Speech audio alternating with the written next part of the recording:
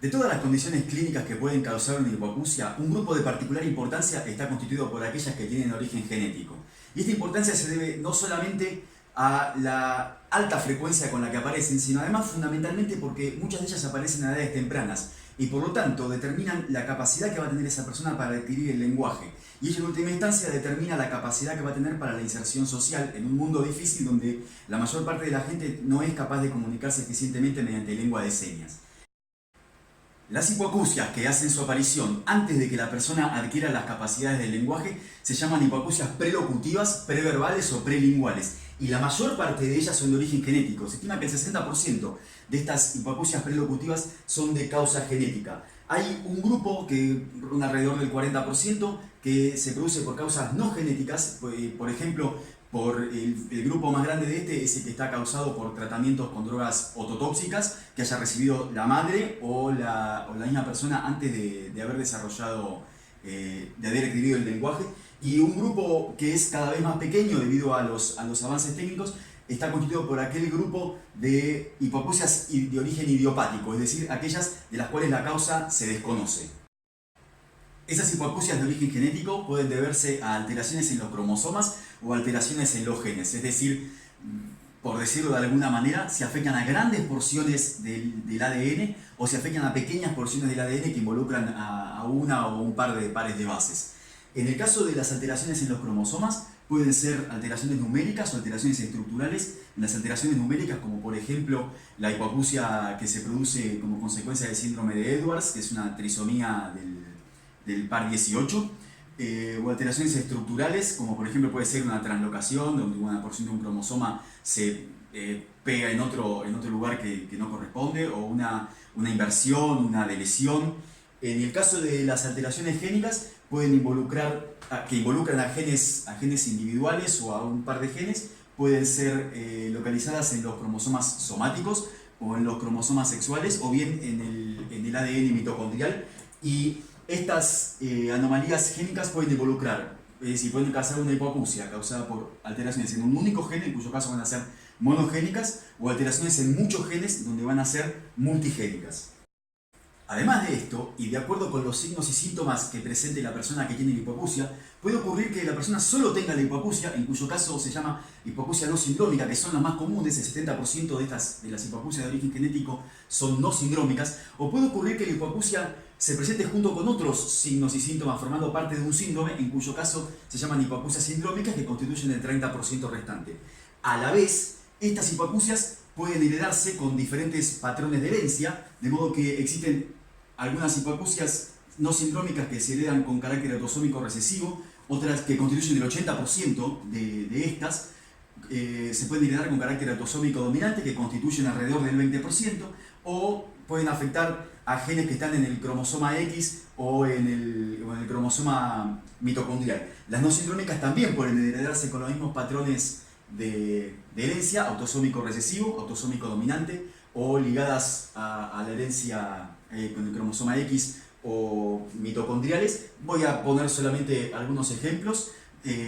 Todas las hipoacusias no sindrómicas que se heredan con carácter autosómico recesivo se simbolizan con las letras DFNB seguida de un número que simplemente representa el número de orden en el que fue descubierta. Así, por ejemplo, DFNB1, que es la patología no sindrómica heredada con carácter autosómico recesivo más común, que constituye el 50% de estas hipoacusias. El 1 representa simplemente que fue la primera autosómica recesiva no sindrómica en ser descubierta. De las autosómicas dominantes se designan con las letras DFNA, y las heredadas con carácter, heredadas al cromosoma X o a la herencia mitocondrial se designan con las letras DFN, y en algunos casos se designan con las letras DFNX.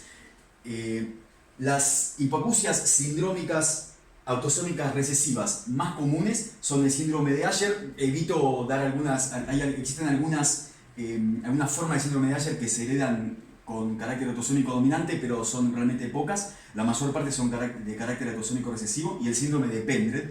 Las dos hipoacusias sindrómicas que se heredan con carácter autosómico dominante más comunes son el síndrome de Waardenburg y el síndrome Borg. Para terminar entonces, Las hipoacusias de origen genético pueden deberse a alteraciones en los genes localizados en los cromosomas somáticos, en cuyo caso se denominan autosómicas, a genes localizados en el cromosoma X, en cuyo caso se denominan hipoacusias ligadas al cromosoma X, o que estén a genes localizados en el ADN mitocondrial, en cuyo caso se dice que están ligadas al ADN mitocondrial. Las hipoacusias de origen genético autosómicas pueden heredarse con carácter autosómico dominante o autosómico recesivo, y lo mismo con las que están ligadas al cromosoma X.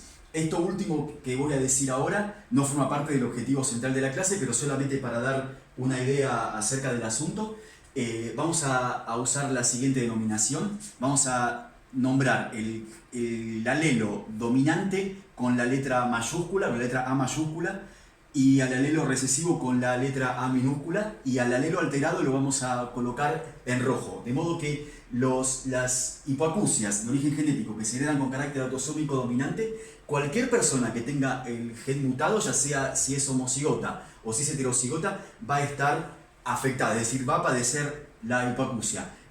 Hablando estrictamente, en realidad existe un porcentaje de la población que tiene el alelo dominante alterado, que no padece la hipoacusia, debido a que la expresión génica está regulada por factores ambientales, y en genética esto se denomina penetrancia. La penetrancia está dada por el porcentaje de personas que, teniendo el alelo alterado, expresan la hipoacusia. Va a haber un porcentaje que, teniendo el alelo alterado, no la expresen.